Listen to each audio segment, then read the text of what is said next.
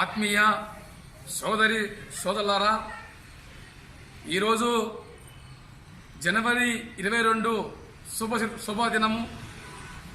విశ్వవ్యాప్తంగా రామభక్తులకు విన్నపం. ఎందరో మహానుభావులు రామబంటువులు త్యాగము వృధా కాకుండా 22వ తేదీన ఉదయం 11 గంటల నుంచి మధ్యాహ్నం 1 గంటల వరకు ప్రతి దేవాలయంలో, ప్రతి వాడలో, ప్రతి గ్రామంలో కూడా 5 ఒత్తులతో దీపం వెలిగించి భజన సంకీర్తనతో శ్రీరామచంద్రమూర్తి అయినటువంటి నా తండ్రి గారు, ఈ శ్రీరామచంద్రమూర్తి మనము ఎందరో మహానుభావులు రామబంటువులు త్యాగము వృధా కాకూడదు. ప్రతి ఒక్కరు కూడా దీపము వెలిగించి ఈ యొక్క నా జీవితంలో కూడా ఏ రోజు కూడా అయోధ్యలో శ్రీరామచంద్ర విగ్రహము ప్రతిష్ట ఈ యుక్త వయసులో కనుల పండుగ వైభవంగా చూడడం అనేది చాలా బాధాకరంగా, చాలా ఆనందకరము, చాలా ఆహ్లాదకరంగా ఆనంద బాష్పాలతో నాకు చాలా సంతోషంగా ఉంది. ఎందుకంటే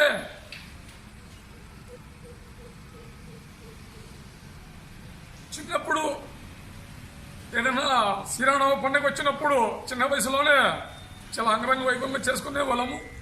కాలక్రమేణగా టెక్నాలజీ రావడం వల్ల యువత కూడా పక్కదాలిపోతున్నారు. నా వయసు 40 సంవత్సరాలు. శ్రీరామచంద్రమూర్తి అంటే ప్రాణం. నా తల్లి జానకి మాత. నా శ్రీరామచంద్రమూర్తి ధన పరిపాలకుడు. ఈ స్వదేశం, నా ధర్మం, నా ప్రజలు సుఖసంతులతో ఆనందంగా ఉండాలని అశ్వయాత త్యాగం చేసి పూలవర్షం కురిపించిన నా శ్రీరామచంద్రమూర్తి బాల విగ్రహ ప్రతిష్ట జరుగుతూ ఉంది.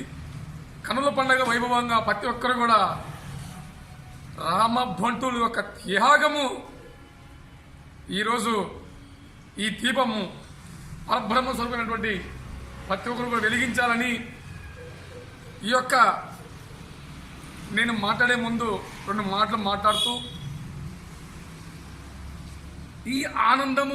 ఈ ఆనంద బాష్పాలు మామూలుగా రావాలంటే అది పుణ్యం చేసుకోవాలి. ప్రతి వాడలో ఉన్నటువంటి శ్రీరామచంద్రమూర్తి దేవాలయాల్లో ప్రతి ఒక్కరు కూడా భజన సంకీర్తనతో దీపం వెలిగించి రామబంటుల యొక్క త్యాగము, ఎందరో మహానుభావం త్యాగం చేశారు. కొన్ని లక్షల మంది చనిపోయారు శ్రీరామచంద్రమూర్తి విగ్రహం అయోధ్యలో గుడి ఏర్పాటు కోసం. కాబట్టి హిందూ బంధువులారా, సోదరులారా, ప్రతి ఒక్కరు కూడా ప్రతి ఇంటికి కూడా అక్షతలు వస్తున్నాయి. అక్షతలు కూడా తీసుకోండి. అందరూ కూడా ఈ యొక్క జనవరి 22 తేదీన మర్చిపోకుండా కనుల పండుగ వైభవంగా చేసుకోవాలని శ్రీ వీరబ్రహ్మేంద్ర స్వామి ఆధ్యాత్మిక ఛానల్ ద్వారా నా ఆత్మీయ హిందూ బంధువులకు తెలియజేసుకుంటూ రేపు 22వ తేదీన అంగరంగ వైభవంగా చేసుకుందామని తెలియజేసుకుంటూ జై శ్రీరామ్, జై శ్రీరామ్.